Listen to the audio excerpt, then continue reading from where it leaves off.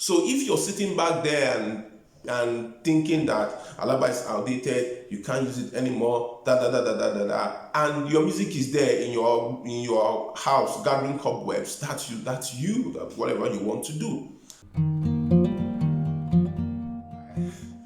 Hello and welcome back to another edition of Music Business with Perry Martins. We're in the middle of the month of March, right? And how are you doing? What's going on with you? What's happening? Thank you, everyone who has been subscribing, who's been liking, commenting, and just following us. Thank you so much. I really appreciate. I couldn't do a video last week because I was down with a cold. I was coughing. I had all sorts going on with me, so I couldn't do a video last week. But yeah, we're back, to do this video. Now, the last video we did was very interesting. When we come back, we're going to be reacting to what people said in response to the last video I did, about 2 weeks ago. So when we come back for this break, we'll get into that.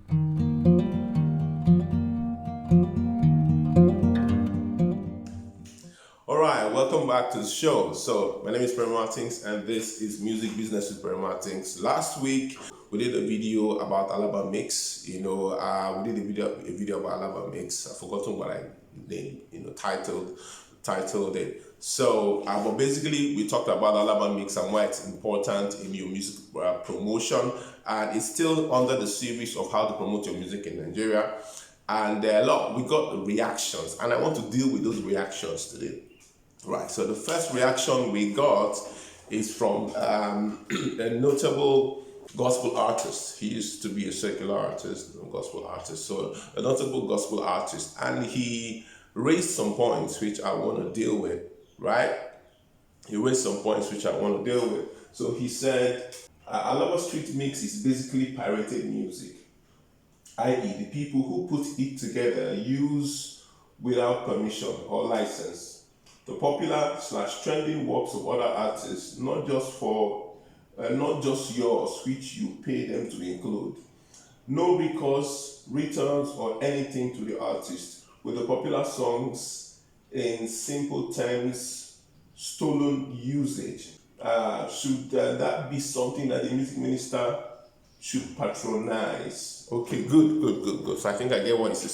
So he is saying, I'm tempted to call his name, but I don't want to call his name. The reason why I don't want to call his name is because I asked him to comment, to drop this comment under the video. He didn't do that, so I presume he didn't want to put that thought out. I don't know. But I'm just going to share this reaction. So what he's basically saying is that Alaba Mix is basically pirated mixtape, meaning they take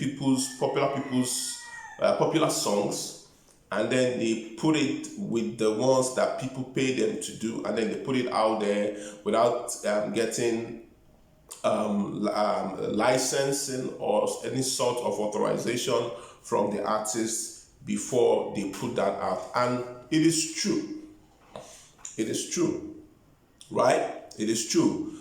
Some of the songs in the mix that these guys, the Alaba guys, put out are actually songs from popular songs, and they may or may not have received authorization to copyright those music, to reproduce those music into the mix. That is true. Now, the truth is, the artists know them and they know the artist, right? The artists know them and they know the artist. But I know one thing for sure. I know some very popular artists, gospel artists. Let me use gospel music right now since he brought up gospel music. I know some very popular gospel artists in Nigeria who use Alaba Mix as their means of promotion. They use Alaba Mix as a means of promotion. They pay them to put their music in their mix because they know it's a good strategy to promote. So they pay them. So I know that for fact. Every time they are releasing a music that they want to go far, to go into the hinterland, to go into the grassroots, they call those guys and pay them. I know. Does this justify what they do when they take a music that they didn't get license or authorization for? No. But the truth is, me and you, we don't know whether they got authorization or not. Most of the times, or some of the times, they probably did not, right? And I'm guessing it all boils down to the structure, the music structure, the music distribution structure we have in Nigeria. But the reason why I put out the video was not to say that Alaba is doing a fantastic job in terms of their observation of people's copyright. No, all I was saying in my video is that it's one of the most effective ways to get your music to the grassroots. And in that video also, I also encouraged Alaba people, or the street mixtape people, to begin to see how they can align themselves with best practices, right? They need to. In fact, I got one more reaction from one of the marketers, the promoters in Alaba market. I got a reaction when they watched the video. They also reacted. If those guys in the market there are taking people's music and reproducing them without getting authorization from the owners of the music, from the copyright holders, then it's wrong. They shouldn't. They should try and put that in their system or in their structure, right? But that does not negate the fact that it's an effective way to push music. So the second question this person that made this reaction asked is, should a gospel artist patronize such venture, where this pirated music thing is happening? It's not my business. It's left for the person who wants to use their medium, right? It's left for the person who wants to use it, who is paying. It's left for the individual, whether it's a gospel artist or a secular artist. It depends on what you want to achieve. But the truth is this. As I'm talking to you right now, the songs that are trending, the artists that are trending, let me use the gospel music space because it looks like, that's where I have a lot of catchment from. The songs that are trending in the gospel music space right now, nationwide, the characters or the owners or the stakeholders behind that artist and behind the music, they use these guys in Alaba Mix. I'm telling you, I'm giving you confidential information. The artist that is the biggest artist, there's a particular artist that in the past 3 years came out and became a sensation, right? This particular artist, the handlers of this artist use this medium. So if you're sitting back there and thinking that Alaba is outdated, you can't use it anymore, and your music is there in your house gathering cobwebs, that's you, whatever you want to do. 2 people responded to say that they think Alaba is outdated, is this, is that, but your music is sitting in your house gathering cobwebs. Your music is nowhere. Your music is only online and nobody knows it apart from your friends and family and the people that you forced it on with adverts. If you really want to get your music to the grassroots, for your music to get out there, Alaba is still a medium, because I'm seeing people use it and I'm seeing the result of the people who are using it.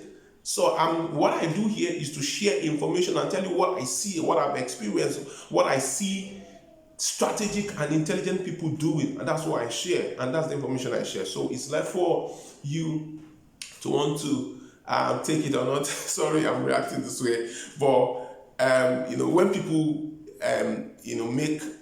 people make reactions, you have to have all the information to be able to make a reaction. Now, I'm not in support of pirated music or in support of any sort of piracy. All I'm trying to share is that this is a medium people use to push their music, and it's delivering results for them, right?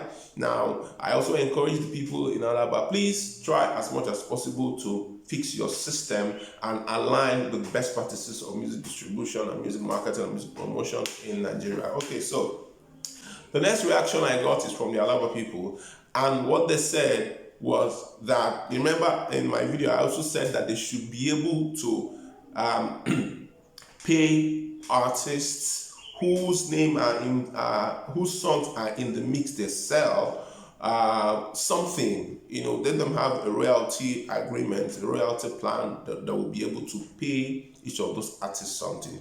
And they responded and they said because they sell this thing to the retailers at cost price, right? They are not even making anything. By the time they include their cost for designing the jacket, printing the jacket, buying the CDs, copying the music into the CDs, and then of course other logistics involved before they get it to their shop where retailers come to buy or sub wholesalers come to buy. They are at a loss. That's what they are saying, that they are at a loss because of the cost of production. In fact, a couple of them said it right now. And my response is that I think what is going on there is just there is no structure, a collapse in structure and system. Because if a structure is put in place, cost of production can be put in check. Of course, we're in Nigeria, so cost of production is always high in Nigeria and all, but things can be put in check. Now, the opinion, what the first reactor, what he said, I think it's important that the people in Alaba pay attention to that. If you're going to put the song of someone in a mix, maybe you should get their authorization, right? Because it's not your creative work, it is their creative work, it is their copyright, and you have to get their